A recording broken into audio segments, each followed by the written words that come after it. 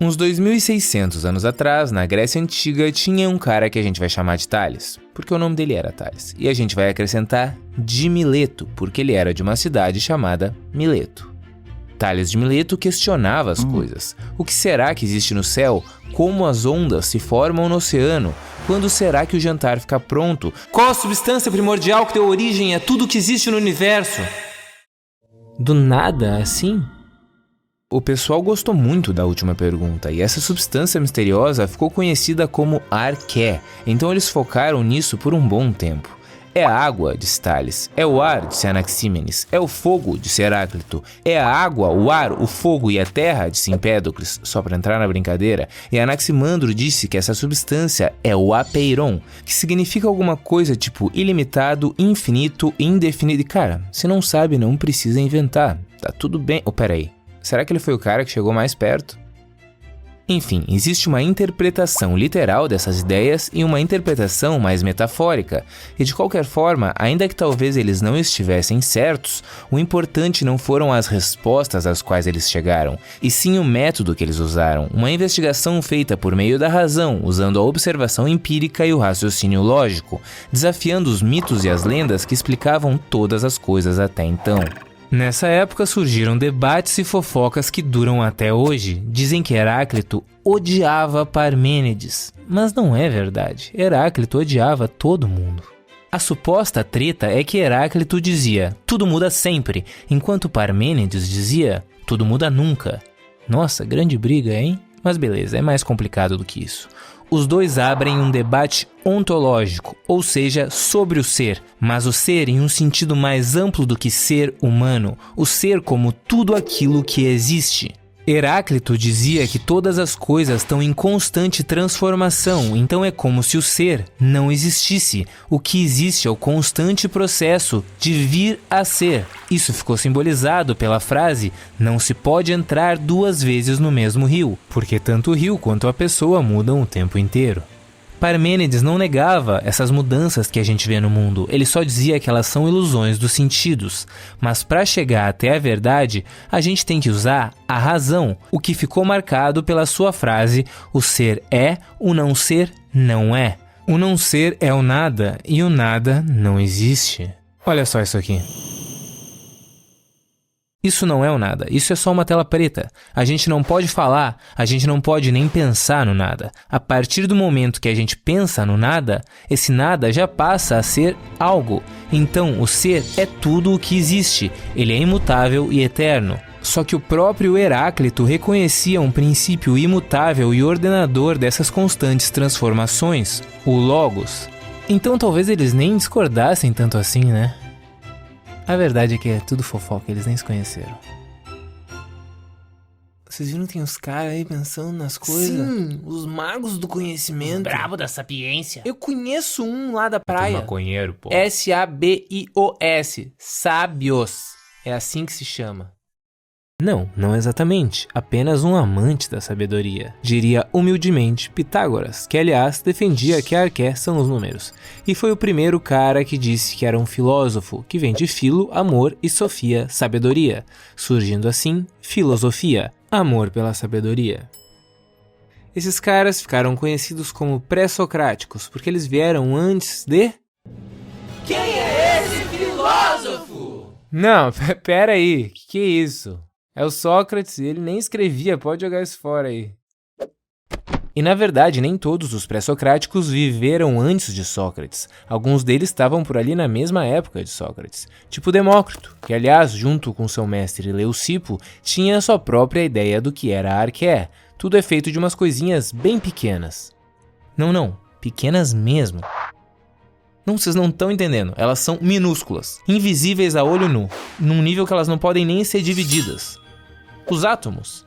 Porque A significa não e tomo significa divisível, então não divisível. Beleza, ele não tinha imaginado os átomos exatamente assim, mas os átomos nem são exatamente assim, então deu pra entender. Aí foi só questão de 2000 anos até levarem essa teoria a sério.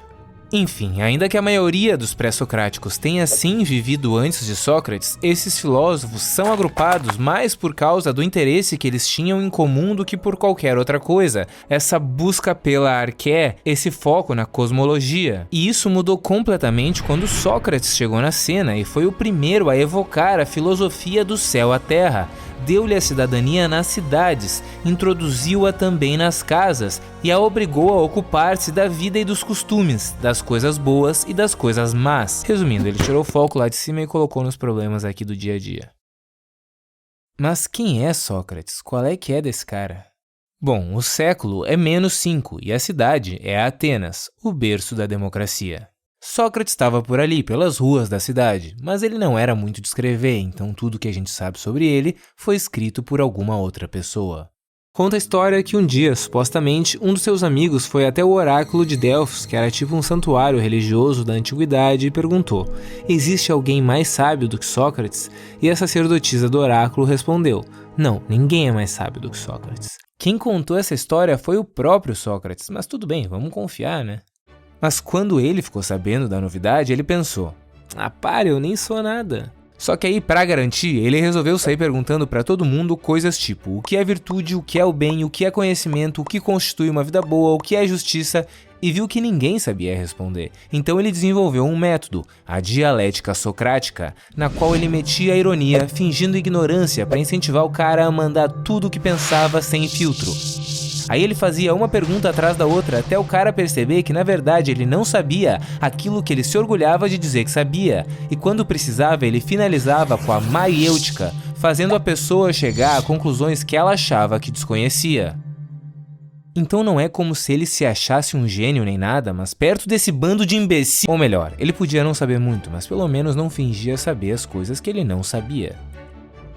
Só isso já fazia dele mais sábio do que as outras pessoas, mas aí ele foi chamando a atenção, ficando famoso, e muita gente começou a se interessar pelas coisas que ele falava, e ele conquistou um monte de seguidores, e isso incomodou os poderosos que não achavam tão legal serem burros, muito menos ter um cara questionando coisas tipo o que é justiça, e aí eles resolveram fazer justiça. Em um julgamento bem tendencioso, no qual Sócrates foi acusado de não reconhecer os deuses da cidade, introduzir novas divindades e corromper a juventude. E pediram gentilmente, educadamente, cala a boca! E ele falou que preferia morrer do que fazer isso. E digo mais, ninguém sabe o que tem depois da morte. Temer algo desconhecido e que pode ser bom é irracional. A morte ou é um descanso eterno, top, ou é um lugar melhor do que esse, top vezes 2. E aí ele fez um longo discurso em sua defesa, dizendo coisas que ficaram marcadas na história, tipo, uma vida não examinada não vale a pena ser vivida, enquanto um cara estranho ficava lá atrás, anotando tudinho que ele falava. E aí uma hora os governantes se cansaram e perguntaram: o que você sugere como pena? E aí ele deu uma pensada e disse: lanche grátis. Pra sempre. Não, vai ter que ser veneno mesmo. Beleza, fechou então. Mas vocês ficarão famosos por terem matado um sábio, mesmo que eu não o seja. Então o grande arquétipo da filosofia é literalmente preferiu morrer a perder uma discussão. Isso explica bastante coisa. Todas as ofertas de fuga que recusei... Onde é que está o Platão? Ele deveria estar exatamente aqui. Ele disse que estava doente e não pôde vir. Só um dever final. Dá-lhe nesse copo de cicuta.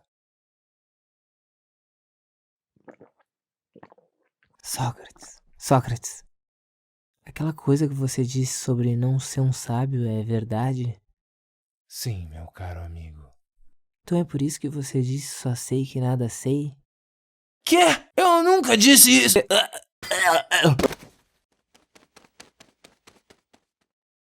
E o que se aprende com toda essa história? Não se curvem diante das autoridades. A morte não é algo a ser temido. E claro, questionem tudo. Menos o oráculo da cidade, pelo jeito. Só que mesmo morto, Sócrates continuou incomodando. Ele deixou alguns discípulos, no mínimo, muito importantes, tipo Platão, que moldou boa parte da nossa visão de mundo até os dias de hoje, com uma ideia meio estranha de que existe um reino perfeito de onde a gente veio e para onde a gente quer voltar, chamado Mundo das Ideias. É mais ou menos assim. Todas as coisas que existem aqui na Terra são só cópias imperfeitas das formas perfeitas que existem no mundo das ideias. Quando você vê esse pato e esse pato, você não vê a verdadeira essência do pato. Você não vê a patitude, mas a gente sabe que são todos patos porque existe um pato em sua forma perfeita no mundo das ideias. E quem poderia chegar mais perto de alcançar o mundo das ideias? Os filósofos, claro. Então quem deveria governar a cidade? Os filósofos.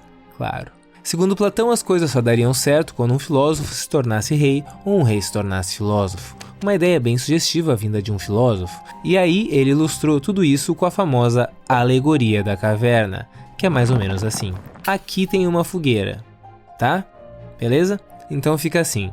Entrada da caverna, fogueira, um pessoal brincando de marionete, muro, pessoas acorrentadas, parede do fundo da caverna, luz da fogueira nas marionetes criando as sombras na parede do fundo da caverna. As pessoas acorrentadas não conseguem olhar para trás nem para os lados, só para frente, e acham que as sombras que veem na parede são as coisas de verdade e os sons que ouvem das pessoas passando com as marionetes são os sons de verdade. Aí, de repente, uma dessas pessoas consegue se soltar, vira, olha a fogueira e fica completamente atordoado por causa da luz, vai se arrastando para sair da caverna, todo fudido, e lá fora mal consegue enxergar as coisas por causa do sol. É como se fosse a claridade ofuscante e dolorosa da sabedoria. Mas depois de se acostumar com a claridade, ele finalmente enxerga as coisas como elas realmente são fora da caverna, a verdade de fato, e se dá conta de que as sombras que ele sempre viu eram só imitações imperfeitas das formas perfeitas que ele consegue enxergar agora.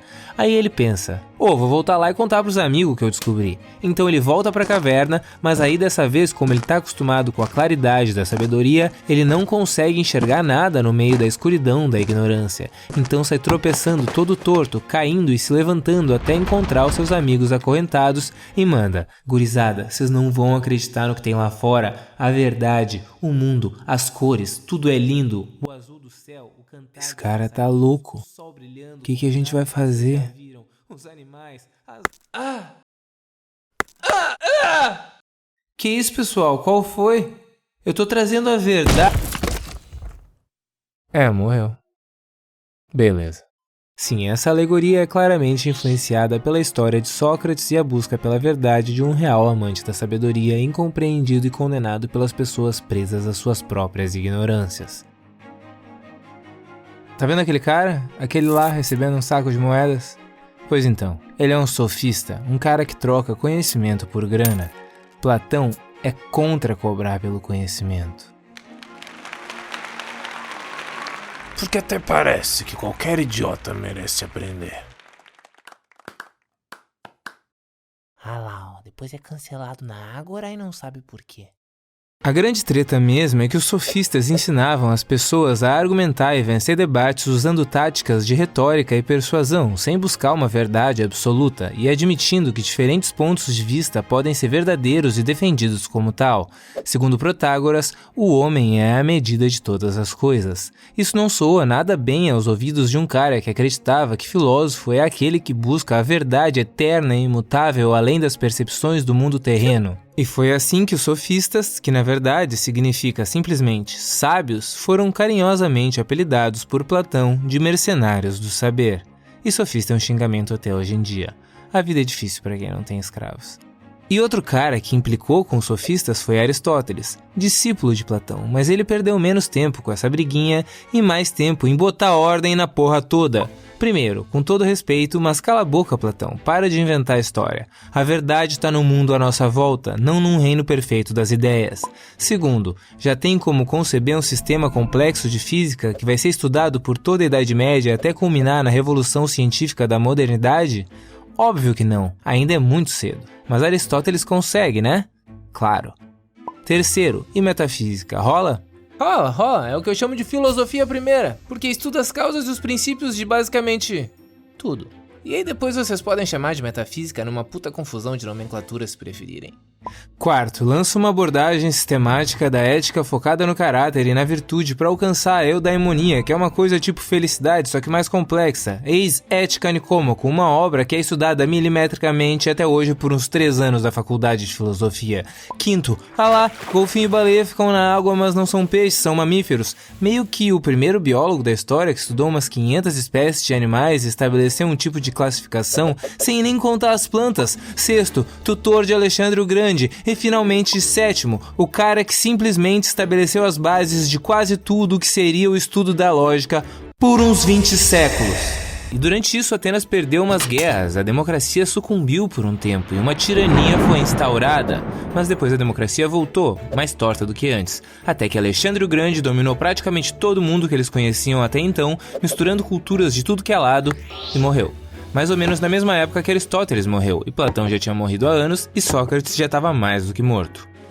Aí começou o helenismo, um período em que surgiu um monte de escolas baseadas nos ensinamentos desses caras e nessa mistura de culturas que Alexandre foi juntando de tudo que é lado. Essas escolas focavam basicamente em alcançar a ataraxia, a apateia e a aponia, que são outros nomes para ficar de boa, não sofrer e não sentir dor.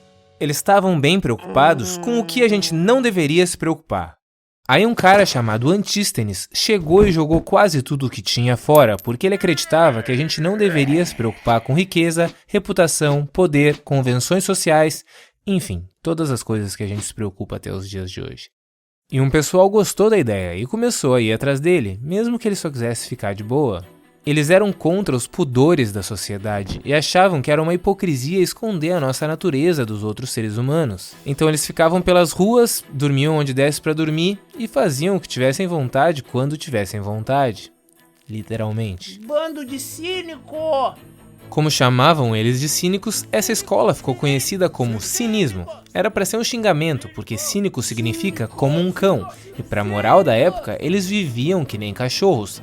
Mas também eles não estavam muito preocupados com isso, então o nome pegou. Filha, esses são os cínicos. Não olha.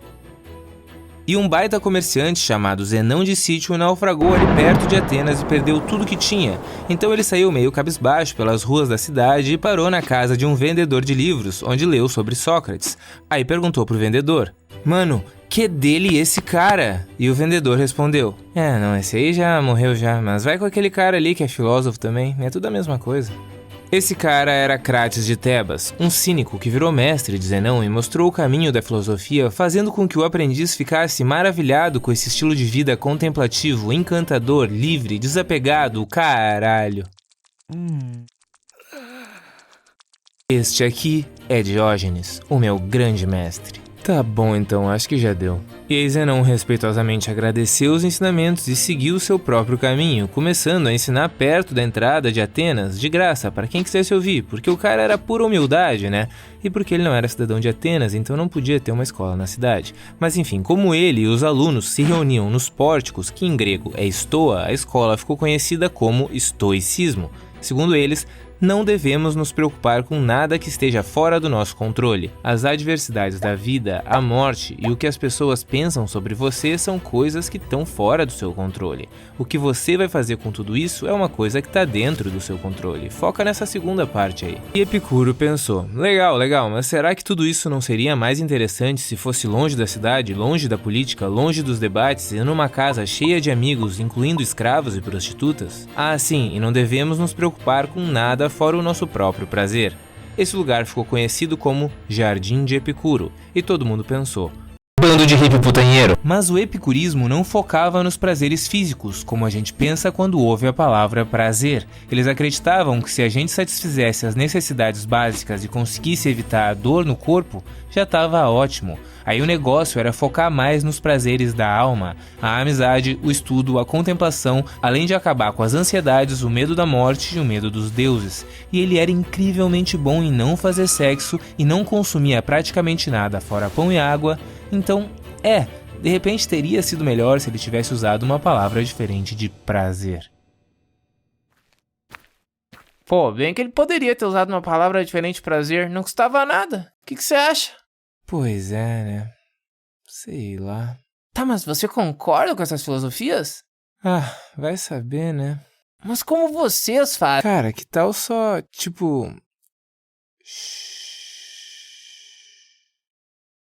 Esse é Pirro de Elis, o primeiro grande nome do ceticismo. Ele achava que não rolava muito saber das coisas, então o negócio mesmo era a epoké, que significa véi, relaxa, ou mais especificamente, suspensão do juízo. E se não tem como saber das coisas, pra que ficar correndo atrás da verdade que a gente nunca vai alcançar? Essa é uma preocupação totalmente desnecessária. Sem essa obrigação de ter uma opinião formada e emitir um juízo de valor sobre tudo, eles alcançariam a ataraxia, tranquilidade da alma. E um tempo depois, o ceticismo foi dominando a academia de Platão, o que curiosamente não ia muito de acordo com as ideias de Platão e também era um pouco diferente do ceticismo de Pirro. Os dois grandes nomes dessa fase foram Arcesilau e Carneades. Eles focavam um pouco mais em espalhar a ideia de que era impossível chegar até a verdade e um pouco menos em ficar de boa. Dizem que lá pelo ano menos 155, Carneades chegou aí até a República Romana representando Atenas para dar palestras públicas como uma forma de reduzir uma multa que Atenas devia a Roma por ter destruído uma cidade lá. As suas palestras foram divididas em 2 dias e eram sobre justiça. No primeiro dia, Carneades defendeu a justiça do melhor jeito possível, mostrando a virtude e a necessidade de ser justo, e todo mundo saiu maravilhado e convencido. Justiça é a coisa mais linda do mundo. Não é justo, é errado, tá errado. No segundo dia, ele defendeu que justiça era um lixo, com a mesma certeza e cheio dos melhores argumentos possíveis. E todo mundo saiu maravilhado e convencido, confuso. Justiça é coisa de idiota, só quem é burro é justo. Eu, por exemplo, conheci um cara que era justo e se afogou. Roubar um banco e matar minha mãe. Os líderes romanos não adoraram nem um pouco essa brincadeira e deram uma viagem gratuita e obrigatória de volta à Grécia para Carneades. Mas quando a filosofia se infiltra na sociedade é difícil parar, e aos poucos a filosofia grega foi se espalhando totalmente pela República Romana, que aliás era uma república cada vez mais forte, mesmo em meio a várias intrigas internas e guerras externas, até que séculos depois, no ano menos 27, se consolidou o Império Romano, que ainda cresceria e duraria muito tempo. Mas como assim menos 27? Por que menos? Porque em 27 anos tudo mudaria para sempre. Que graça tem o mundo sem um pouco de mágica? Nasce um cara que muda absolutamente tudo, o grande JC, também conhecido como Yeshua, ou simplesmente Jesus Cristo. Dizem que ele fazia umas mágicas com água, pão e vinho e que ia trazer redenção a todos os sofredores. Ele ficou muito famoso pelas suas palestras motivacionais sobre Deus e salvação, alcançando cada vez mais e mais gente, ficando cada vez mais e mais popular, ao ponto de reunir multidões ao seu redor só para ouvir o que ele tinha a dizer. Bem-aventurados os pobres de espírito, porque deles é o reino dos céus. Bem-aventurados os que choram, porque serão consolados. Bem-aventurados os mansos, porque eles herdarão a terra. Bem-aventurados os que têm fome e sede de justiça, porque eles serão fartos. Bem-aventurados os misericordiosos, porque eles alcançarão a misericórdia. Bem-aventurados os limpos de coração, porque eles verão a Deus. Só que talvez Jesus tenha ficado popular demais para um revolucionário. Ele vivia desafiando as autoridades romanas e disse com todas as palavras que era o único caminho até Deus e foi considerado o rei dos judeus, o que fez com que a elite judaica meio que odiasse ele. Mas pelo menos ele tinha 12 seguidores que aguentariam qualquer coisa pelo grande mestre. 12 seguidores inabaláveis, incansáveis, incorruptíveis. Tem cagueta nessa porra, né? Quem é que vai me trair? Nem precisa falar que eu já sei. Por que dizes isso, Yeshua? Mestre, isso não pode ser verdade. Ninguém aqui te trairia, Quem, seu senhor. Diga quem? Eu prefiro morrer do que fazer qualquer coisa com o senhor. Eu prefiro morrer. Não, tá de boa, cada um. Tu estás falando de mim, mestre. Ué, tu que tá falando que eu tô falando. Tá, mas e aí, tu tava ou não tava falando de mim? Ah, vai lá e faz o que tem que fazer. Então eu vou lá e vou fazer mesmo. Tu tá falando que eu tô fazendo, não tá falando? Eu não vou ficar aqui ouvindo de graça. Não sou idiota. Eu tenho certeza que nada vai acontecer. Ele tava de cabeça quente. Nada vai acontecer, vai dar tudo certo. Aí Judas fez um acordo meio estranho com a elite judaica em troca de 30 moedas de prata. Seguinte, vocês não vão reconhecer ele porque vai estar cheio de cabeludo, tudo igual, de vestido lá, misturado de barba, essas coisas. Aí eu vou lá, vou dar um beijo na bochecha do cara certo e pau, aí é só pegar. E olha só, querendo fazer as pazes, cheio de beijinho pra cima de mim? Tá bom, Judas.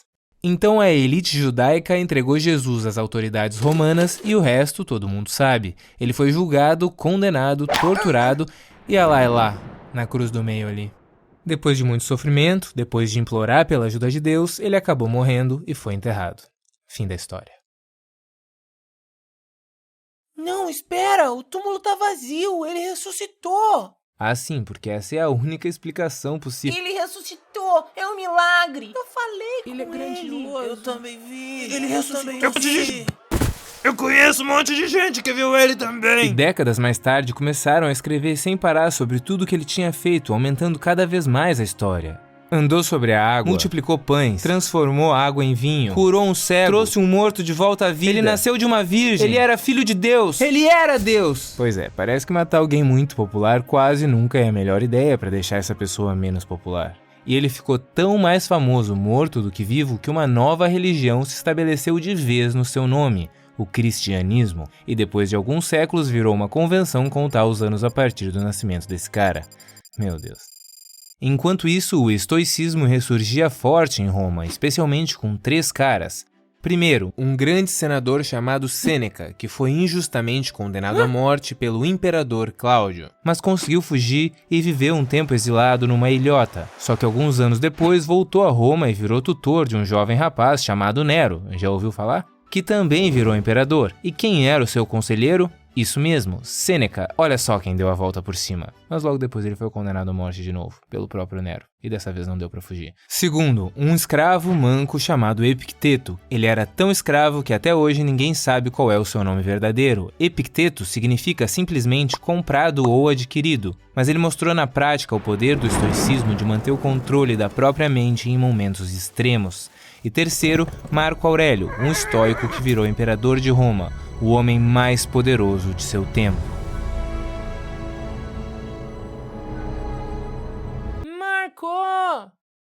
Marco! Quantas vezes você pensa no Império Romano por semana, amor?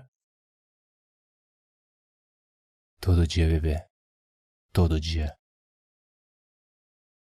E aí ele pegou a peste antonina, uma pandemia que dizimou absurdamente o Império Romano, e morreu, tentando não se preocupar muito sobre a morte. Sério, ele anotou isso no diário. Dizem que foi a partir da sua morte que começou o declínio do Império Romano. E o cinismo foi pegando uma má fama cada vez maior, porque quem começou a se auto-intitular cínico não fazia nada do que os caras pregavam lá atrás. Então a própria palavra adquiriu uma conotação totalmente negativa, que dura até os dias de hoje. E aquele cara que transformava água em vinho foi ficando cada vez mais famoso. Escreveram vários livros sobre ele, e os cristãos não pararam de se espalhar mesmo enfrentando alguns períodos de muita perseguição, até que em 380 d.C., finalmente a religião oficial de Roma virou o cristianismo. Aí eles misturaram todos aqueles livros com uns livros bem mais antigos e fizeram um livrão só. The Bible, o maior best-seller da história. Mas nessa época, Roma já tinha virado a maior civilização da história ocidental, abrigando uma grande diversidade étnica, com vários tipos de crenças e divindades, e a efervescência cultural de cidades como Alexandria, que na sua história contava com nomes como Euclides, Ptolomeu, Plotino, Hipátia. Hipátia? Meu Deus, uma mulher filósofa! Não só filósofa, mas astrônoma e considerada a primeira mulher matemática do mundo. Uma mulher que contribuiu para a invenção do astrolábio. Então, Hipátia foi atacada por um grupo de cristãos fanáticos por motivos sociais, políticos e religiosos. Ela era uma neoplatônica e simbolizava o paganismo, e alguns grupos de cristãos radicais queriam exterminar qualquer coisa que pudesse se opor ao cristianismo. Deu, cara, chega! Que isso, cara? Acabou? Filho da puta.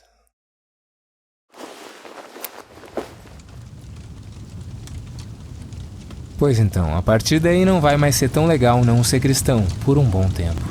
E isso já é quase na queda do Grande Império Romano em 547, um acontecimento que marca o fim da Antiguidade Tardia e o começo da Idade Média, que uma boa parte dos acadêmicos pede para que a gente, por favor, não chame de Idade das Trevas. Enfim, a Idade das Trevas foi uma época muito legal pra quem gosta de cavaleiros e castelos e RPG e Game of Thrones, mas não é tão divertida pra quem gosta de filosofia.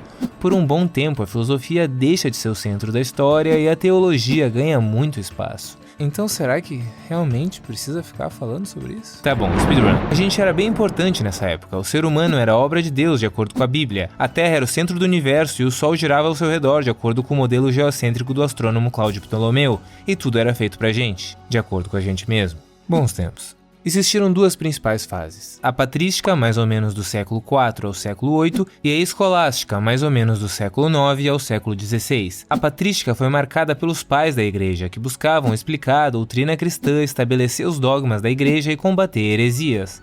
O maior nome dessa fase foi Santo Agostinho, que viveu só até 430 d.C. Então, apesar de ser um filósofo medieval, tecnicamente ele nem faz parte da Idade Média, mas os historiadores e os filósofos dividem as coisas de um jeito um pouco diferente. Segundo ele, a fé precede a razão, então ele pegou a Bíblia e misturou com o platonismo para tentar dar um jeito de explicar algumas coisas meio contraditórias da escritura, tipo a nossa liberdade. Supostamente Deus teria nos dado livre-arbítrio, ou seja, a gente é livre para fazer as nossas próprias escolhas. O problema é que ele teve que tentar encaixar isso com a predestinação, porque estava escrito na Bíblia que Deus já sabe tudo, vê tudo e está em todo lugar. Então se você for para a esquerda, Deus já sabia, mas pode ir porque foi você que escolheu ir para lá. Se você for para a direita, Deus também já sabia, mas foi você que escolheu. Ah, e não adianta ficar aí parado, porque Deus já sabia que você ia fazer isso, safado. Conseguiu entender direitinho? Não, né? Tá bom. E ele desenvolveu o famoso conceito de pecado original, que é mais ou menos assim. Você é um pecador desgraçado desde que nasceu porque uma moça e um cara comeram uma fruta que não deveriam. Só que com a queda do grande Império Romano do Ocidente, o pessoal ficou meio perdido. A Europa era invadida por tribos de tudo que é lado, as cidades eram saqueadas, e andar solto pelos campos era mais perigoso do que andar no Rio de Janeiro à noite. E aí? As pessoas queriam proteção, os reis queriam manter as terras sob controle. Solução, o rei dava um pedacinho de terra, também conhecida como feudo, para uma pessoa... Senhor, por favor. Beleza, o rei dava um pedacinho de terra para um senhor, e em troca esse senhor jurava lealdade ao rei, e aqui temos um senhor feudal. Aí ele pegava essas terras e dividia com os vassalos, em troca de um outro juramento de lealdade. E ainda tinha um que outro artesão ou comerciante ali no meio e pronto, top, fechou tudo então. Não, peraí, ainda tem basicamente todo mundo que sobrou e não quer ser esquartejado dormindo no campo. A maioria desses aí tiveram que virar servos mesmo. E o que eles faziam, basicamente, eram explorados. Mas claro, ganhavam um pedacinho de terra que não era deles para plantar comida, que em grande parte também não seria deles. E qual era o lado bom? Eles podiam se refugiar nas imensas e impenetráveis fortalezas dos castelos sempre que uma ameaça aparecia, tipo invasões bárbaras, invasões de outros feudos e dragões. Tá bom, não tinha dragão. E aí, mais ou menos pelo meio da Idade Média, um líder carolíngio chamado Carlos Magno quis dar uma melhorada na educação e na cultura, então ele criou escolas e trouxe copistas para preservar textos antigos, e só Deus sabe o quanto isso foi importante. Principalmente levando em consideração todos os livros que a Igreja Católica destruiu na sua história. Foi nessa época que a Igreja criou as primeiras universidades do Ocidente, nas quais as pessoas estudavam as 7 artes liberais, formadas pelo Trivium, gramática, retórica e lógica, e o Quadrivium, aritmética, geometria, música e astronomia. E aí depois elas podiam estudar direito, medicina e, claro, teologia, que era considerada a rainha das ciências. Mas sejamos justos, eles não tinham um conceito moderno de ciência. E no fim era só não usar esse conhecimento para fazer nenhuma descoberta muito incrível que fosse contra a Bíblia ou a Igreja e tava tranquilo, ninguém era queimado vivo.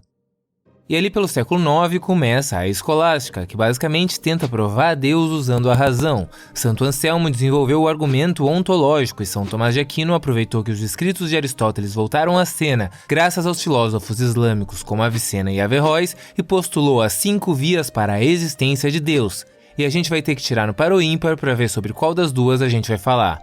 1, 2, 3, foda-se, vamos falar das 5 vias porque ela é mais famosa. 1. Primeiro motor. Tudo que está em movimento é movido por outra coisa, e isso não pode retroceder ao infinito, porque seria absurdo. Então tem que existir o primeiro motor que não é movido por nada. Esse motor é Deus. 2. Causa eficiente. Tudo que existe tem uma causa, e isso não pode retroceder ao infinito também. Então tem que existir uma primeira causa que causou tudo sem ter sido causada, que de novo é Deus. 3. Ser necessários e seres contingentes. Existem seres que podem existir ou não existir. Esses são seres contingentes, mas se em algum momento nada existisse, não teria como tudo começar a existir por si só. Então tem que existir um ser necessário que não poderia não existir. E quem é esse ser? Exatamente, Deus. 4. Graus de perfeição. Existem graus de perfeição nas coisas. Mais ou menos nobre, mais ou menos forte, mais ou menos corajoso, mais ou menos paciente em ouvir um cara da Idade Média tentando provar a existência de Deus, só que tem que existir um grau máximo de perfeição em todos os aspectos. E adivinha quem tá no grau máximo? Alessandra Negrini, não. Deus de novo. E 5. Causa final. Todas as coisas na natureza tendem a um fim específico. Coisas que não têm conhecimento, como objetos inanimados e organismos simples, não podem se direcionar sozinhas a um fim específico. Assim como uma flecha direcionada pelo arqueiro até o alvo, algo inteligente precisa guiar todos os processos naturais até o seu fim. E obviamente quem guia todas as coisas é Deus de novo, mais uma vez. Nesse meio tempo aconteceu o Grande Cisma, que dividiu a igreja em duas. A Igreja Católica na Europa Ocidental e a Igreja Ortodoxa na Europa Oriental. Elas não se davam muito bem, mas como os muçulmanos estavam se expandindo cada vez mais no Oriente Médio e ameaçando o Império Bizantino, que era o lado da Igreja Ortodoxa, ali pelo século XI, o imperador Alexios Comnenus teve que pedir arrego para o Papa Urbano II, o lado católico, obviamente. Papa. Que foi? Tô precisando de ajuda aqui. Os otomanos estão invadindo lá embaixo. Tá bem complicado com isso aqui. Vou ter que pensar um pouco aqui. Bora! Então o Papa lançou as cruzadas, dizendo que seriam guerras santas e todos que participassem teriam seus pecados perdoados. Sabe como é? Não tinha muita coisa pra fazer sem guerra nessa época, então se eles não fossem brigar lá longe, eles iam brigar por ali mesmo. E óbvio, tinha um monte de interesse político e econômico no meio disso. Por que não aproveitar para criar novas rotas de comércio, reunificar a Europa e a Igreja Cristã e retomar a Terra Santa das mãos dos muçulmanos? Nem precisa falar que terra é essa, né? Ela tá dando problema até hoje.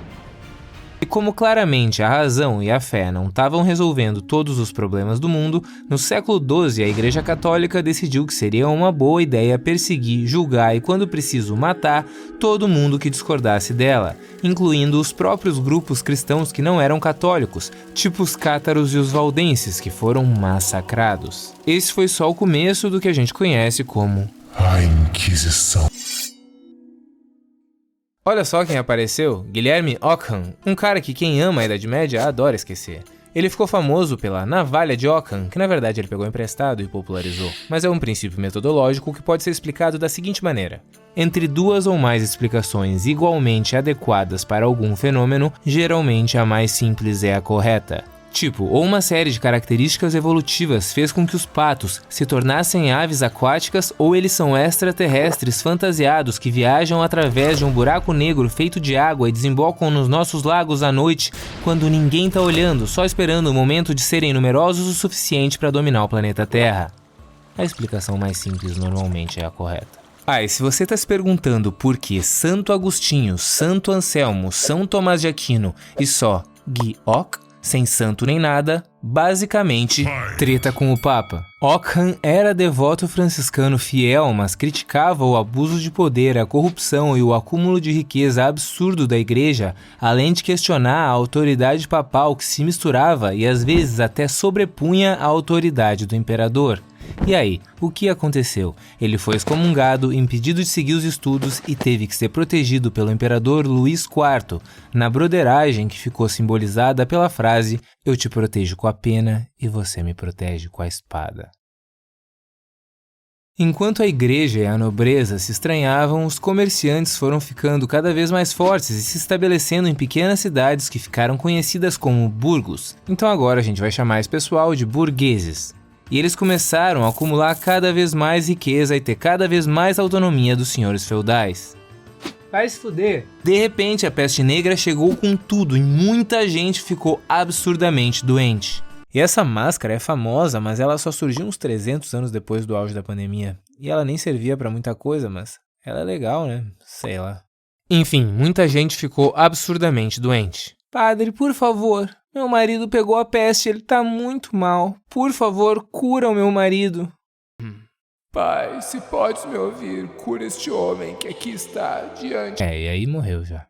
E mais 2 ou 3 pessoas também pegaram a peste e morreram, e quando eu digo 2 ou 3, eu quero dizer entre 70 e 250 milhões. Eles não eram muito bons em computar precisamente o número de mortes de uma pandemia nessa época. A gente ainda não é. E aí talvez alguém tenha pensado uma coisa tipo... nada contra essa coisa de Deus e tudo mais, mas com tanta gente morrendo, talvez a gente precise de alguma coisa que funcione melhor. Algum tipo de... renascimento. É século XVI e de repente fica tudo tão moderno. É Da Vinci pra cá, Michelangelo pra lá, navio pra tudo que é lado. Finalmente eles descobrem o Brasil e foi uma honra ser roubado, escravizado, torturado, catequizado e dizimado pelos senhores. Devolve nosso pau! A descoberta do Novo Mundo abriu brecha para uma transformação no cenário sociopolítico europeu. Os burgueses eram uma classe ascendente, mas ainda ficavam abaixo dos senhores feudais, do clero e dos reis. Mas agora, com novas frentes de comércio, investimento, indústrias, bancos, ações e empresas coloniais, exploração, as coisas estavam começando a mudar de verdade.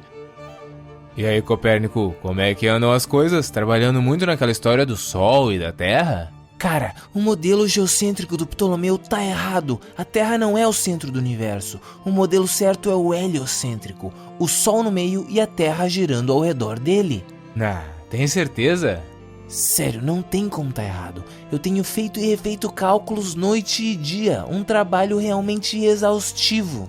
Mas mais exaustivo do que resumir toda a história da filosofia em um filme desenhadinho, bonitão assim? Aí não sei porque eu tô trabalhando demais aqui. Mas pra resumir toda a história da filosofia, o cara vai ter que ficar um ano inteiro trabalhando feito um louco. Peraí, pra onde você tá olhando? Não, lugar nenhum, não tava olhando pra lugar nenhum. Passou uma moça bonita ali, eu dei uma olhada, só isso. Sei. Tá, mas e se fosse um curso com toda a história da filosofia, detalhadinha assim? Não, agora você tava olhando pra lá sim, o que tem lá? Cara, esquece isso, vamos focar no que importa, vamos focar na essência. Essência do quê? Essência da filosofia. Essência da filosofia? Sim, essência da filosofia. Tá, mas você tava falando de curso? Sim, claro, é curso Essência da Filosofia. Como assim curso Essência da Filosofia? Um curso com uma aula para cada filósofo da história com todos os pensamentos e conceitos mais importantes explicados de uma forma mais aprofundada que no filme, com a mesma pegada, tudo desenhado. Nossa, isso é realmente a essência da filosofia. Sim, curso Essência da Filosofia. Curso Essência da Filosofia. Curso Essência da Filosofia. Tá, não, mas eu acho que é impossível fazer uma coisa dessa, não tem como. Tem sim, tá no link da descrição e do primeiro comentário fixado. Que isso, apontou pra onde agora? Pra onde você tá apontando? Tava apontando aqui pra Terra, a gente tava falando disso, não era? Você tava explicando lá o modelo heliocêntrico. Ah, sim, era isso que eu tava dizendo. A Terra gira ao redor do Sol e não o contrário. Se eu tiver certo, isso vai revolucionar tudo daqui pra frente. Enquanto isso, na cidade de Roterdã, um cara chamado Erasmo, de Roterdã, já deu pra entender como funciona essa história de nome mais cidade, né? Publicou um livro bem controverso, Elogio da Loucura, que satirizava várias práticas do catolicismo, mas não entendam errado, ele era cristão devoto, ele só tinha alguns problemas com uma instituição cheia de problemas, que caso não tenha ficado claro é a Igreja Católica. Aliás, já faz tempo que a galera tá vendo problema na igreja, né? Parece que já tá na hora de pegar essa coisa velha e fazer alguma reforma, mas não qualquer reforma. A Reforma Protestante. Martinho Lutero era um monge católico, mas também não estava muito feliz com algumas coisas da igreja. Então ele resolveu botar no papel quais eram os principais pontos. E aí ele começou com 1, 2, 3, 4, 5, 6, 7, 8, 95 teses ou disputação do Dr. Martinho Lutero sobre o poder e a eficácia das indulgências, que dizem que ele foi lá e colou na porta do castelo de Wittenberg. Mas o que Lutero defendia? Basicamente que ninguém precisa do intermédio de uma autoridade eclesiástica porque quem crê tem acesso direto a Deus. Ninguém precisa ficar inventando história e teoria para justificar a existência de Deus, toda a verdade absoluta está na Bíblia. Ah, é claro, o mais importante, ninguém precisa pagar a igreja para ter o amor de Deus. A salvação vem pela fé em Jesus Cristo e nenhum dinheiro do mundo pode comprar isso. E talvez você esteja se perguntando, como que não mataram esse cara? Pois então, os reis estavam meio cansados de perder cada vez mais poder para a igreja e terem que aceitar ordens de um cara que acha que é roteador de Deus. Aí Lutero foi protegido pelo rei Frederico III no seu castelo e apoiado por vários outros príncipes e líderes alemães. A reforma protestante marcou uma ruptura irreparável na igreja, dando origem a uma nova vertente de cristianismo, o protestantismo, que se espalhou muito rápido, então o catolicismo teve que dividir os fiéis com o irmão mais novo. Mas na prática, o que significa mais uma grande vertente do cristianismo pregando o amor do nosso Senhor Jesus Cristo? Exatamente, mais morte. A Igreja Católica lançou a Contra-Reforma, com o objetivo que eu acredito que seja bem claro, ir contra a reforma, mas fazer uma reforma interna também. Então ela retomou e intensificou o Tribunal da Inquisição, criou o Index Librorum Prohibitorum, uma lista de livros proibidos, e saiu em busca dos povos do Novo Mundo, tipo o Brasil, para catequizar os nativos. Nesse momento de tanta coisa acontecendo... Bando de padre filha da puta! Ah, sim, pois é, esse aí é o Giordano Bruno. Provavelmente um dos casos mais famosos a ser julgado e condenado à morte pela Santa Inquisição Católica. Tô queimando pra caralho aqui também. Por várias coisas, tipo negar a Santíssima Trindade, 3 em 1, até parece. a transubstanciação O corpo do homem não vira pão, porra. e dizer que Maria não é virgem. Jura que o homem nasceu de uma mulher que nunca transou? Puta que pariu, queimou mesmo. Não sabe anatomia básica, ô bando de imbecil? E antes de virar um pedaço de carvão, ele tinha proposto algumas ideias bem inovadoras para a época, tipo que o universo é infinito, que existem outros mundos e umas doideiras de magia oculta que não vem ao caso. E os protestantes gostaram dessa ideia de perseguir quem discordava deles e roubaram algumas coisas do catolicismo. Mas agora os dois lados tinham preocupações mais importantes do que sair atrás de herege, cientista e ateu safado. Como, por exemplo, decidir quem realmente estava do lado de Cristo, católicos ou protestantes. Obviamente misturado com um monte de interesse político e econômico, como sempre. Então eles decidiram resolver as diferenças numa guerra, que durou 30 anos, e recebeu um nome muito criativo. Guerra dos 30 anos. E se você está se perguntando, mas a Idade Média não tinha acabado? Sim, há mais de um século e meio, só que as coisas demoram para mudar. Agora, é verdade que as pessoas já estavam de saco cheio de não poder pensar que nem um ser humano racional, e bateu uma puta nostalgia da época que a gente estudava o ser humano e não Deus. Então chega de teocentrismo, Deus no centro, e seja bem-vindo antropocentrismo, o ser humano no centro. Rolou uma grande redescoberta dos filósofos gregos antigos e uma revolução nas artes e na ciência, e mesmo com censura as coisas tinham que continuar. Então Galileu Galilei inaugura a ciência moderna na seguinte passagem. A filosofia, ciência, está escrita neste grande livro, o Universo, que está permanentemente aberto e ao alcance do nosso olhar. Mas o livro não pode ser compreendido sem antes aprendermos a linguagem e os caracteres em que está escrito. A linguagem é a matemática e os caracteres são triângulos, círculos e outras figuras geométricas, sem as quais é humanamente impossível compreender uma única palavra. Cala essa boca! Disse a igreja. O que aconteceu foi o seguinte: Galileu tinha pegado o telescópio, que era usado sei lá pra quê, e aprimorado o equipamento a ponto de poder observar os planetas, a lua, as estrelas. Ele foi o primeiro a fazer isso, e passou anos estudando e observando os corpos celestes. E apesar de alcançar um grande prestígio pelas suas descobertas, chegou uma hora que ele teve que guardar algumas informações para si, porque a censura da igreja estava ficando cada vez mais intensa, a ponto inclusive de proibir o livro do Copérnico, que tinha passado relativamente de boa na época do lançamento. Só que aí, do nada, um padre publicou um tratado sobre cometas ridicularizando as ideias de Galileu. E ele pensou, ah é? Então foda-se! E lançou o livro O Ensaiador, com essa famosa passagem, e fazendo questão de ser claro o suficiente para que o público leigo entendesse. Ptolomeu estava errado, o geocentrismo estava errado, a Terra não é o centro do universo e o Sol não se move ao seu redor. Copérnico está certo, o heliocentrismo está certo, o Sol é o centro do universo e a Terra se move ao seu redor. E eu posso provar com meu telescópio, aliás. E para fechar, toma essa, A igreja pode saber o caminho do céu, mas não sabe como os céus caminham. Aí ele foi mais um alvo da Inquisição e carinhosamente obrigado a pedir desculpas. Desculpa. E retirar tudo o que disse. Foi mal. Eu retiro tudo que eu disse. A Terra é o centro do universo e não se movimenta. E passar o resto da vida em prisão domiciliar. No entanto, ela se movimenta. Seus pau no c... Nesse meio tempo, Nicolau Maquiavel tinha escrito O Príncipe como um presente a um príncipe, o que sinceramente era bem comum na época.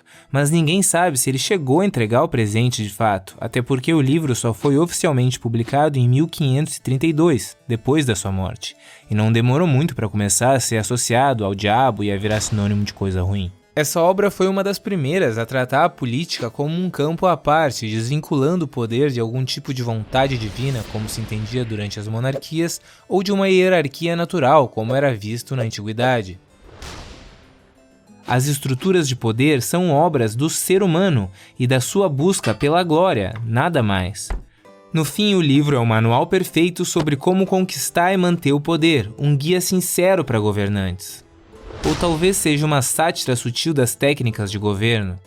Ou, de repente, é uma análise cínica das estruturas de poder que educa sutilmente o povo sobre como resistir à tirania. Sei lá, tem tanta interpretação desse livro que vai saber. Mas hoje em dia ele é muito mais lido por quem não tá nem aí pra filosofia e só quer ser frio e calculista que nem o cara do Peaky Blinders. Por outro lado, Michel de Montaigne não via muito mérito na busca pela glória e pelo poder. Segundo ele, muitas vezes nessa busca a sorte conta bem mais do que o mérito. Então, por que correr atrás de uma coisa cujo resultado está em grande parte fora do seu controle? Um pouco de estoicismo, um pouco de pessimismo. E bom, Maquiavel escreveu seu livro enquanto estava exilado e tentando recuperar o seu lugar entre alguns amigos poderosos. E Montaigne escreveu toda a sua obra enquanto morava num castelo e tropeçava em barras de ouro. Além disso, Montaigne vivia admitindo uma preguiça meio preocupante. Talvez falta de ferro ou vitamina D, vai saber. Ele só queria ficar de boa, dormir e escrever bastante, e sobre tudo que é tema filosófico. Ética, morte, crenças, problemas no casamento, inveja dos vizinhos, desempenho sexual, olha, tudo mesmo. Sempre com bastante ironia e sem a menor obrigação de ser objetivo ou conclusivo. Assim foram inaugurados os ensaios, que aliás é um dos estilos literários mais presentes nos dias de hoje. E Francis Bacon ficou conhecido como nada menos do que profeta da revolução científica e fez uma crítica a ninguém menos do que Aristóteles e o seu legado no pensamento ocidental. Segundo Bacon, a filosofia estava contaminada por opiniões e mitos que empacavam a evolução do conhecimento. Ele dizia que a filosofia tinha que ser prática e eficaz, afinal de contas, saber é poder. Sim, essa frase é dele e se refere ao fato de que a partir do verdadeiro conhecimento o ser humano conseguiria dominar a natureza e criar o que ele chamou de Império do Homem. Isso só seria possível com uma pesquisa científica focada na observação metodológica, na experimentação e na coleta de dados empíricos. Ele é conhecido pelo uso do método indutivo, que parte de observações específicas e casos particulares para chegar a generalizações e formular teorias mais amplas. Tipo assim, esse pato aqui faz quack, aquele pato que eu vi lá na fazenda faz quack, e tudo quanto é pato que a gente observou faz quack. Então todos os patos fazem quack. Essa ênfase na experiência sensorial e na observação empírica para a construção do conhecimento fez com que ele fosse considerado o primeiro nome do empirismo britânico. E lembrem de empirismo, porque essa parte vai dar treta. Thomas Hobbes, muito influenciado pelas guerras civis inglesas, que viu de perto, escreveu a sua obra Leviatã, na qual ele diz que a gente é meio filha da puta uns com os outros, desde sempre. Então ele imaginou o estado de natureza, a ideia hipotética de como seria a vida dos seres humanos antes do surgimento da sociedade.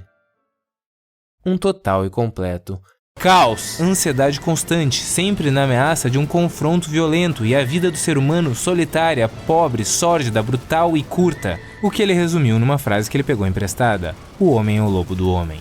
Então, para resolver o problema, a gente precisa de um contrato social, que é tipo um documento imaginário assinado por todos os indivíduos que renunciam de vários dos seus direitos para ceder a um governo soberano responsável por estabelecer uma ordem social. Soberano por quê? Porque, segundo Hobbes, só um Estado forte é capaz de garantir a ordem e a segurança dos indivíduos, mas para isso você tem que abrir mão de boa parte da sua liberdade. E olha só, lá vem ele, dançando, cheio de malemolência. O pai tá on. René Descartes, o único nome da história da filosofia que a gente realmente tenta pronunciar da forma correta. O cara que é considerado o pai da filosofia moderna. Ele mudou absolutamente tudo com uma bad trip de ácido mais ou menos assim. Talvez eu não exista, talvez nada exista, talvez um deus malvado tenha me feito acreditar que tudo existe só pra me deixar confuso. Não, peraí, Deus pega meio mal, um gênio malvado só pra não ser queimado vivo. Mas olha só, se esse gênio malvado me fez acreditar que tudo existe mesmo que nada exista, ele necessariamente tem que ter feito alguma coisa acreditar nisso tudo. Peraí, essa alguma coisa sou eu, então eu existo porque eu penso. Ou seja, penso logo existo.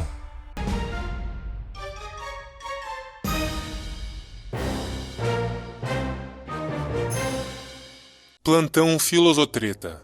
O pensamento de Descartes é um ótimo exemplo de racionalismo. Os racionalistas dizem que devemos duvidar de tudo o que tocamos, olhamos, cheiramos, lambemos e que só chegamos até as verdades por meio da razão. Este é um pensamento contrário ao empirismo de Bacon, que dizia: foda-se a razão, nós chegamos até a verdade pelos sentidos. Lambam o mundo. Ninguém disse essa frase. Uma boa noite. Beleza, já era século XVII e Blaise Pascal ainda estava tentando convencer as pessoas a acreditar no Deus cristão, só que agora na base do medo, a famosa aposta de Pascal, mais ou menos assim. Existem 4 possibilidades. Você acredita em Deus, mas Deus não existe. Suave. Você acredita em Deus e Deus existe. Bingo, eternidade no paraíso. Você não acredita em Deus e Deus não existe. Parabéns. Quando você morrer, você vai ganhar um total de nada. Você não acredita em Deus e Deus existe. Aí, velho, fudeu. Na boa, fudeu pra sempre. Fudeu legal. Fudeu no fogo eterno do inferno sendo fudido pelo demônio. Resumindo, vale mais a pena acreditar em Deus, porque você não tem nada a perder. E séculos mais tarde, um filósofo contemporâneo respondeu Pascal: e se a gente escolher a religião errada? A cada semana, a gente vai deixar Deus mais e mais bravo. Então Leibniz entrou no time dos racionalistas e criou uma teoria no mínimo estranha para tentar resolver um problema que vinha afligindo os cristãos há alguns séculos, o famoso problema do mal. Se Deus criou o mundo e Deus é todo bondoso e todo poderoso, por que existe tanto mal no mundo? Segundo a Teodiceia de Leibniz, porque tudo faz parte de um plano divino.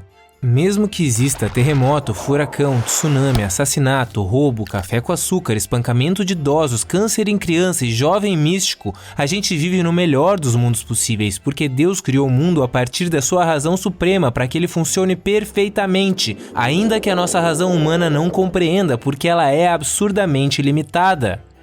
Tá bom, então. E John Locke entrou no time dos empiristas, já defendendo a ideia de que todo mundo nasce como uma tábula rasa, uma folha em branco, sem nenhuma ideia inata. Todo conhecimento vem da experiência e da percepção sensorial.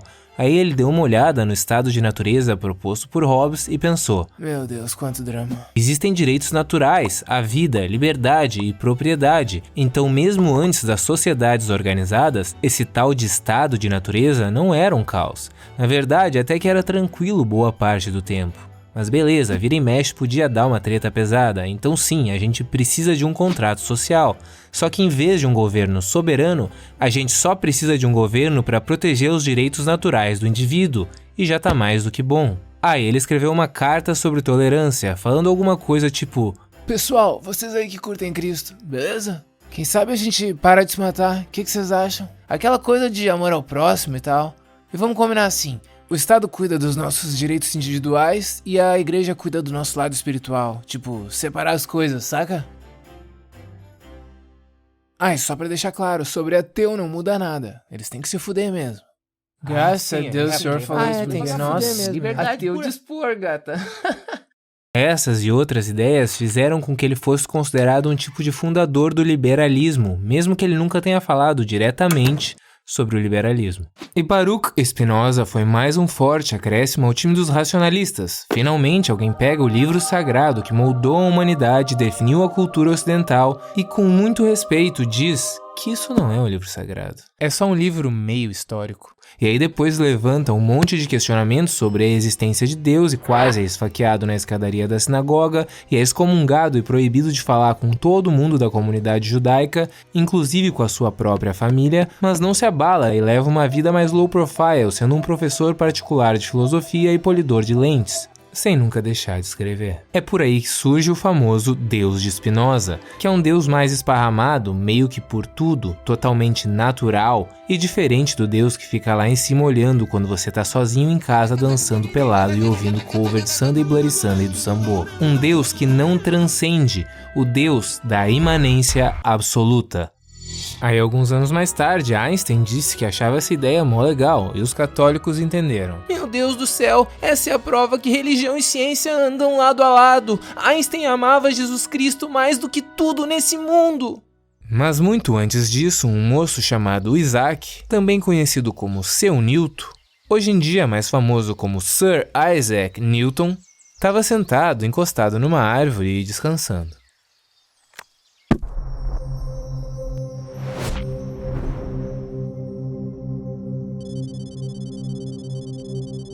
Sabe o nome disso, né? Epifania. A força gravitacional entre dois corpos é diretamente proporcional à massa dos corpos e inversamente proporcional ao quadrado da distância entre eles. Então a gente pode entender o universo com matemática, formular leis que unifiquem o céu e a terra, que funcionem aqui e em qualquer outro lugar. Parece que agora finalmente a gente vai afastar as trevas e aí tudo vai ficar cada vez mais claro, mais e mais claro, mais e mais claro, mais e mais claro. Mas peraí, se essa árvore fosse no meio da floresta e não tivesse ninguém por perto e ela caísse, ela faria algum barulho? Ah, pronto, Berkeley tá bebendo de novo. Vamos, Berkeley, vamos pra casa, vamos. Não, é sério, se você parar pra pensar, tudo que existe é o que a gente percebe.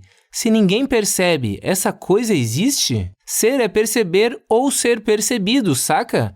Mas respondendo à pergunta que ninguém fez, sim, a árvore faz barulho porque Deus é onipresente e ele percebe tudo. Então ele ouve a árvore caindo no meio da floresta. Deus garante a existência contínua dos objetos mesmo quando não estão sendo percebidos por mentes humanas. Cara, caso não tenha ficado claro, eu tava no meio da transição pro iluminismo. Posso continuar? Não, vocês não estão entendendo. Deus garante a existência de todos os seres. Iluminismo. No século XVIII surgiu um grande movimento que valorizava a racionalidade e a ciência, questionava as tradições e os dogmas religiosos e lutava pela diminuição de poder das monarquias e a defesa dos cidadãos. Não muito dos escravos, por enquanto. A Era das Luzes, a Era da Razão, a Era da Revolução, a Era de Voltaire, de Derrida e d'Alembert, decidiram que era hora de compilar todo o conhecimento humano em um livro, conhecido como Enciclopédia. E aí, para esse projeto, eles chamaram os influencers mais hypados da época, tipo Montesquieu, Louis de Jacot, Voltaire e Rousseau, que depois brigou com todo mundo. Aliás, foi Voltaire que popularizou aquela história da maçã caindo na cabeça do Newton, e ninguém sabe se é uma história verdadeira, mas é legal e didática, então tá bom. E ele vivia sendo preso ou quase preso, e sendo exilado ou se exilando, então numa dessas ele acabou na Inglaterra e pensou: nossa, as pessoas são tão menos idiotas aqui do que na França?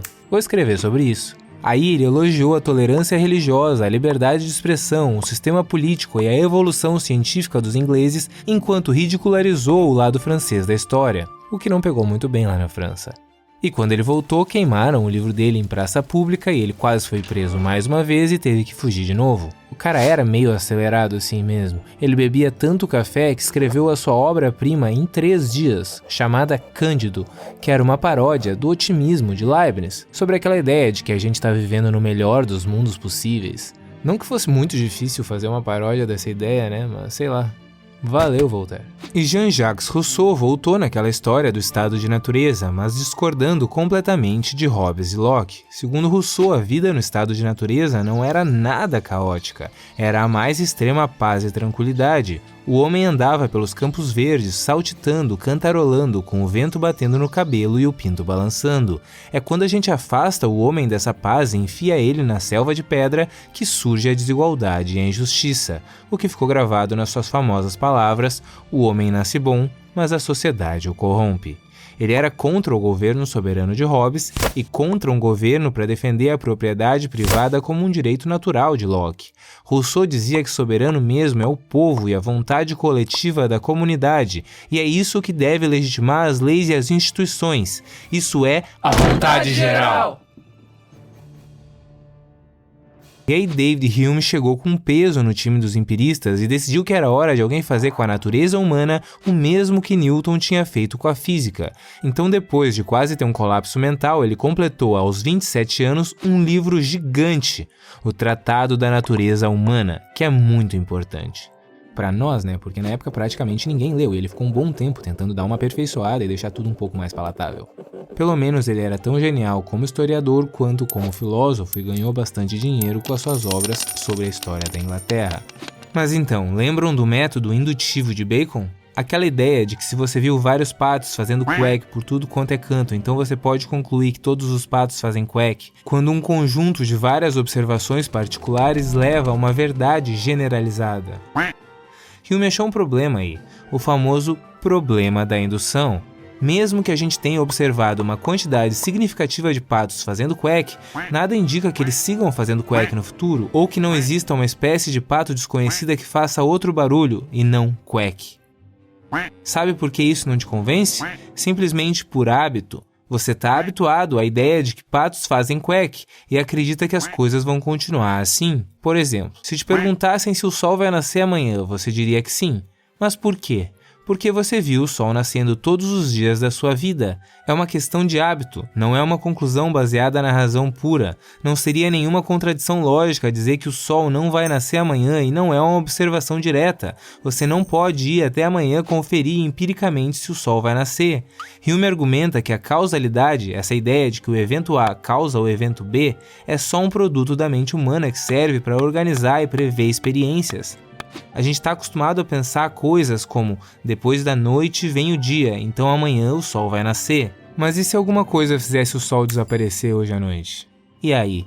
O sol não nasceria amanhã, e a sua crença baseada no hábito estaria errada. Apesar do raciocínio indutivo ser útil para a nossa vida cotidiana, sim, pode ficar tranquilo, o sol provavelmente vai nascer amanhã. A gente precisa entender que a indução tem limitações e se baseia na expectativa de que as experiências do passado vão se repetir no futuro, mas isso não é garantido, especialmente dentro da ciência. E aí Hume escreveu alguns livros sobre religião e sobre os argumentos para a existência de Deus. Pensa aí, se a causalidade é só uma construção mental humana para organizar as nossas experiências aqui no mundo, então a ideia de que o universo precisa necessariamente de uma causa primeira não faz sentido, muito menos de que essa causa é um Deus onipotente, onipresente, onisciente. Ou seja, ou a gente aplica a causalidade e a regressão é infinita, ou a gente aceita que a nossa experiência aqui é limitada demais para chegar lá. Mas ele focou mais em um argumento teleológico que tinha ganhado muita aceitação na sua época, o famoso argumento do desígnio. Aquela ideia de que tudo no universo é tão complexo e perfeitinho que é impossível que não exista um criador. Qualquer semelhança com design inteligente não é mera coincidência. A analogia do relojoeiro, de William Paley, ilustra isso muito bem, apesar de ter sido publicada depois de Hume. Ela defende que caso a gente achasse um relógio no chão, seria impossível imaginar que com todas as suas engrenagens e complexidades, esse relógio poderia ser obra do acaso e não de um criador, um relojoeiro que o tivesse construído. E aí faz uma analogia com a nossa complexidade. Como que os seres humanos, seres tão complexos, seriam obra do acaso? Hume já tinha mostrado um probleminha nesse tipo de argumentação. Pensa assim, mesmo se a gente levasse essa analogia em consideração, o que a gente faria com todas as imperfeições do mundo? Só um ser imperfeito faz coisas imperfeitas. Alguns relógios funcionam bem, outros nem tanto, depende da habilidade do relojoeiro. Então por que a gente suporia que um Deus perfeito criou tudo? Por que não um Deus imperfeito? Ou, sei lá, vários deuses? Alguns eram meio amadores e fizeram o pessoal morrendo de dor nas costas, ou meio burro, ou com um olho que não funciona direito, e um Deus mais bem treinado fez a Alessandra Negrini. Enquanto isso, Adam Smith, um amigão de Hume e considerado o pai da economia moderna, tinha outra preocupação em mente: alfinetes. Não exatamente os alfinetes em si, mas como se fabricam os alfinetes. Ou sobre como uma fábrica era capaz de produzir mais de 48 mil alfinetes por dia com só 10 funcionários, enquanto uma pessoa sozinha em casa mal conseguia produzir 20 alfinetes.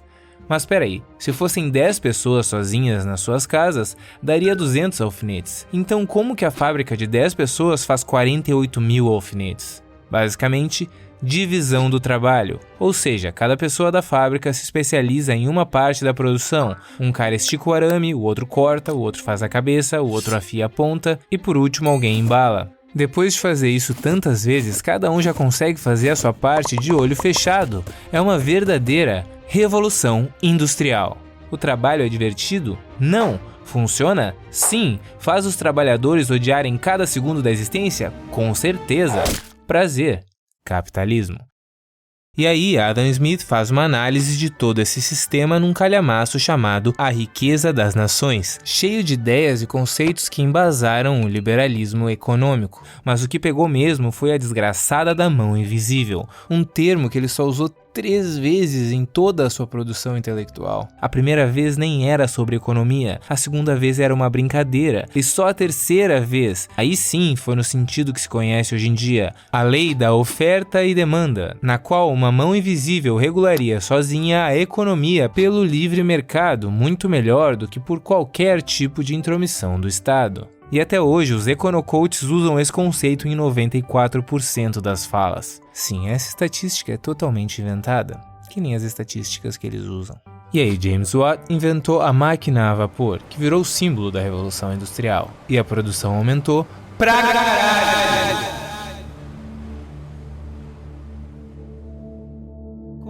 Confesso francamente, o recordar de David Hume foi em tempos o que muitos anos antes me despertou do sono dogmático e deu um novo rumo às minhas investigações no campo da filosofia especulativa. Esse é Immanuel Kant, e quando o gigante acorda, ele não tem piedade de nada.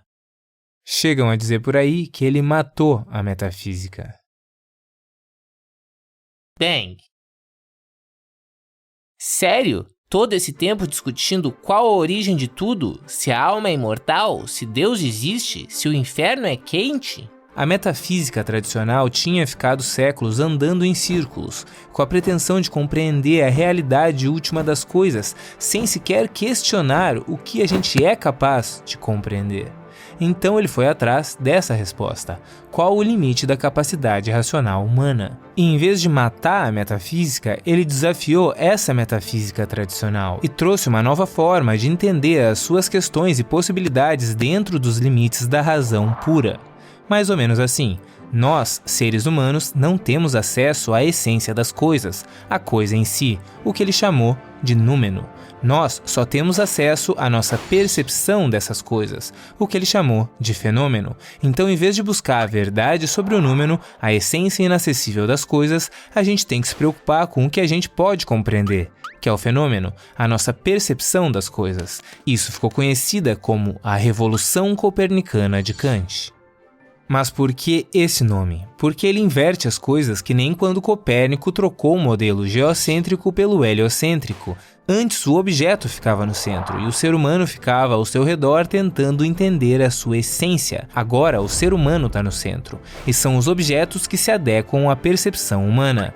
A nossa mente não é uma tela em branco que vai sendo preenchida por objetos. O conhecimento não é um reflexo passivo da realidade externa. Na verdade, a nossa percepção e compreensão do mundo são moldadas por estruturas mentais inatas, que ele chama de formas a priori. Por exemplo, espaço, tempo, causalidade e outras categorias que a gente usa para organizar as nossas experiências. Aí quando a gente observa um objeto, a gente pode chegar a um conhecimento a posteriori. Por exemplo, você vê um pato. Isso é um conhecimento que você recebe pelos seus sentidos, no caso, a visão. É um conhecimento empírico, a posteriori, não é inato. Mas aí você aplica alguns conceitos a priori, como por exemplo, o da unidade, e reconhece o pato como um objeto separado do resto. Então tá, a gente jogou fora aquele bando de perguntas sobre as quais a nossa razão não tem acesso e focou só no que a razão pode compreender. Agora, como que a gente sabe o que é certo e o que é errado? Kant diz que a ética não pode ser derivada da experiência, não teria como ser aprendida ou cada um aprenderia de um jeito. Os princípios morais partem da razão, então é um conhecimento a priori e se aplicam a todo e qualquer indivíduo sob qualquer circunstância. Daí surge a ética deontológica, que contrasta com a ética consequencialista, que era a mais aceita até então. Se a ética consequencialista age em busca de uma consequência, um resultado externo como felicidade ou gratificação, a ética deontológica parte do dever, ou seja, a gente tem que fazer o correto porque sabe racionalmente que essa ação é correta e não por algum motivo externo. Eis o seu famoso imperativo categórico.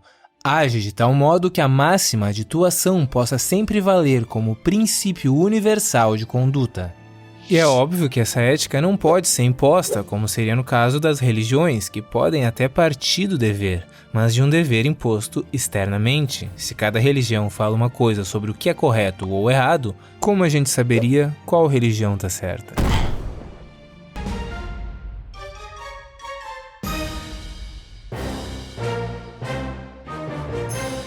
Plantão Filosotreta. Kant escreve Crítica da Razão Pura, trazendo uma conciliação entre os empiristas e os racionalistas. Ele diz que os empiristas estão corretos, o conhecimento parte da experiência. Este é o conhecimento a posteriori. Entretanto, Kant afirma que os racionalistas também estão corretos. A mente tem um papel ativo nesta história. Para que a experiência seja possível, a razão humana precisa aplicar algumas categorias como causalidade, substância, unidade, pluralidade, às informações que são recebidas pelos sentidos.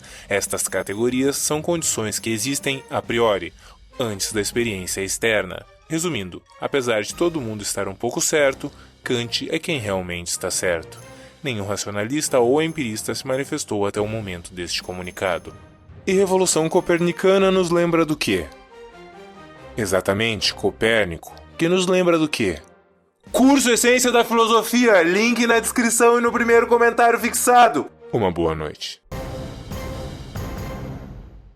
Aí as ideias francesas iluministas se espalharam pelo mundo até chegar na Revolução Americana e Independência dos Estados Unidos, que era colônia do Império Britânico.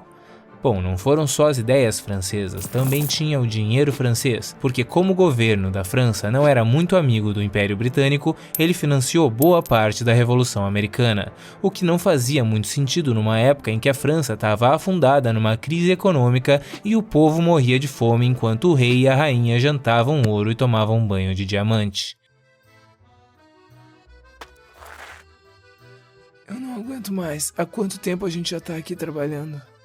Sei lá, cara, umas 14 horas. Bonjour, trabalhadores. Muito bem, não tem pobreza que resista a 14 horas de trabalho. É muito trabalho, senhor. É muito trabalho. Tá bom. Eu vim avisar que os impostos aumentaram. Tchau. A França era dividida em 3 estados. Primeiro estado, clero. Segundo estado, nobreza. Terceiro estado, resto. Camponeses, artesãos, burgueses, pelo menos por enquanto, trabalhadores urbanos, essa galera aí. O primeiro e o segundo estado ficavam com o luxo, e o terceiro estado ficava com o trabalho pesado e os impostos.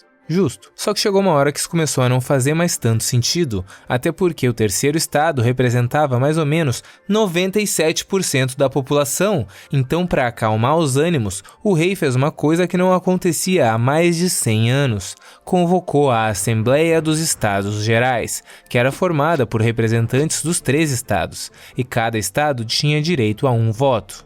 Mas peraí, tem alguma coisa errada. Se o clero tem um voto, a nobreza tem um voto e o terceiro estado tem um voto, o terceiro estado sempre tomaria 2-1, mesmo que representasse 97% da população. Então não deu muito certo, porque a maior parte do primeiro e do segundo estado não queria nem abrir mão dos privilégios, nem pagar muitos impostos. E o terceiro estado... Quem se importa com o terceiro estado? Só que enquanto nada mudava, a revolta seguia crescendo. Fome, crise econômica, ideias iluministas, Revolução Americana, impostos abusivos, privilégios da nobreza, sangue, ouro, pólvora. Revolução Francesa.